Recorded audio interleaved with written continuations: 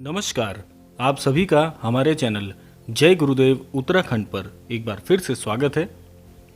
आज के विशेषांक का शीर्षक जैसा कि आप सभी ने पढ़ ही लिया होगा, तो आइए आपको लेकर चलते हैं आज के विशेषांक की ओर। जीवन में सफलता के लिए मनुष्य ना जाने कितने कार्यों को अंजाम देता है। अपने जीवन में सफल होने के लिए सभी भरसक प्रयास के लिए वह सदैव उतारू रहता है और जीवन में कैसे सफल बने इसके लिए जीवन भर भाग दौड़ करता रहता है। लेकिन क्या आप जानते हैं कि जीवन में, इस मानवीय जीवन में सफलता या सफल होने के बहुत से रहस्य आपकी वाणी में, आपके व्यवहार में, आप सभी की बुद्धिमत्ता में भी शामिल होते हैं। जीवन में सफल होने के जो सूत्र हैं वे बड़े ही सरल हैं, बड़े ही सहज हैं। यदि आप इन कुछ नियमों पर, इन कुछ सूत्रों पर जीवन में अमल करते हैं या इनको अमल में लेकर आते हैं तो आप निश्चित तौर पर अपने जीवन में सफल होते हैं। तो ऐसे ही कुछ सूत्र आज आप सभी के साथ साझा करेंगे, जिससे आपके जीवन में इन सूत्रों के इस्तेमाल के द्वारा निश्चित तौर पर आप सफल भी होंगे और समाज में अपनी एक विशिष्ट पहचान को भी प्राप्त कर सकेंगे। महाराज जी ने भी कई ऐसे तथ्य बताए हैं। महाराज जी ने भी कहा है कि जीवन में सफल होने के लिए निश्चित तौर पर सूत्र कार्य करते हैं, लेकिन उन सूत्रों को आप जीवन में अमल में कैसे लेकर आते हैं यह आप ही के ऊपर निर्भर करता है। आप जीवन में इनका कैसे प्रयोग करते हैं, जीवन भर इनको साथ लेकर चलते हैं या कुछ समय बाद इनको त्याग देते हैं, यह मनुष्य के व्यवहार पर ही निर्भर करता है। इस क्रमांक के माध्यम से इसमें जो भी सूत्र आपको बताए जाएंगे, यदि आप इनको अपने जीवन में प्रयोग करते हैं तो निश्चित तौर पर आप पूरे जीवन भर इन सूत्रों के साथ सफलता के कई अन्य आयामों को भी निश्चित तौर पर छू सकते हैं।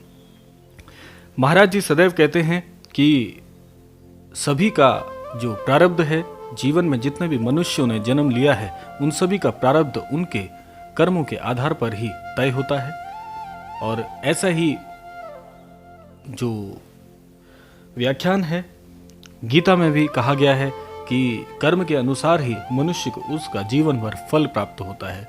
यानी कि जैसा कर्म आप करेंगे वह निश्चित तौर पर आपको स्वतः ही उसी प्रकार से फल देगा जैसा आप अपने कर्मों के साथ करते हैं। लेकिन यहाँ पर जो सूत्र है वह थोड़ा सा विभिन्न है। सूत्र यह कहता है, महाराज जी ने भी इस बात पर यही बल दिया है कि जीवन में संतोष एक ऐसा शब्द है, संतोष एक ऐसा पका हुआ फल है जो जीवन में यदि आप ऐसे ही ग्रहण करते हैं जैसा आपको प्रकृति इसे देती है तो आप जीवन भर प्रकृति के द्वारा, इस संसारिक व्यवहारिक ज्ञान के द्वारा उसको अर्जित करने के साथ साथ जीवन में आप आगे लेकर चल सकते हैं, अपने जीवन में सफलता को प्राप्त कर सकते हैं। इसी बात पर इसको थोड़ा व्याख्यात करते हुए हम आपको बताना चाहेंगे कि संतोष, जिस व्यक्ति ने जीवन भर इस संतोष नामक शब्द को धारण कर लिया वह जीवन में कभी असफल नहीं हो सकता। क्योंकि आप यदि किसी परेशानी में, किसी कष्ट से यदि जूझ रहे हैं, आपको निरंतर असफलता प्राप्त हो रही है, उस दौरान यदि आप संतोष मन में रखकर अपने कार्यों को सुचारू रूप से करते रहें, यानी कि आप बुरी स्थिति में भी अगर आप विक्षिप्त नहीं होते हैं, बुरी स्थिति में भी, बुरी परिस्थितियों में भी यदि आप अपना जो आपके मन का सांचा है उसे नहीं तोड़ते हैं, यानी कि आप परेशान ना हो, आप जीवन में जो परेशानियां आ रही हैं निश्चित तौर पर उसके लिए कार्य करिए, उन परेशानियों से उभरने के लिए प्रयास अवश्य करिए, लेकिन मन में एक संतोष होना चाहिए कि यह भी जो आज परिस्थिति बन रही है यह भी हमारे कर्मों का ही फल है। आप अपने पूरे जीवन को टटोल कर देखें, आप अपने पूरे जीवन काल का एक ब्यौरा अपने मस्तिष्क में तैयार करें तो आप पाएंगे कि ना तो ईश्वर गलत है, ना ही यह प्रकृति गलत है, कहीं ना कहीं किसी न किसी प्रकार की चूक आपके द्वारा ही हुई है, तभी यह विभिन्न परिस्थितियां आज आपके समक्ष खड़ी हैं। यदि आप अपने कर्मों का ताना बाना अगर आप देखते हैं, अपने इतिहास में जो आपने अभी तक जीवन जिया है उसको एक बार अगर आप उसका एकीकरण करते हुए उन सभी कार्यों पर यदि अगर आप अपनी बुद्धिमत्ता के अनुसार बल देते हैं तो आप पाते हैं कि नहीं, यह जो आज परिस्थितियां उत्पन्न हो रही हैं ये कहीं ना कहीं मेरे कर्मों का ही ताना बाना है, यानी कि मेरे कर्मों के द्वारा ही यह सब कुछ आज मुझे प्राप्त हो रहा है, चाहे वह सही हो या गलत हो। लेकिन आपको मैं यहाँ पर यह भी बताना चाहूँगा कि जो परिस्थितियाँ आज हैं वो पहले ऐसी नहीं थी और ना आने वाले समय में रहेंगी, क्योंकि जीवन परिवर्तन का दूसरा नाम है। जीवन में परिवर्तन होना तय है, लेकिन यह परिवर्तन अच्छा होता है या बुरा यह भी आपके कर्मों पर ही निर्भर करता है।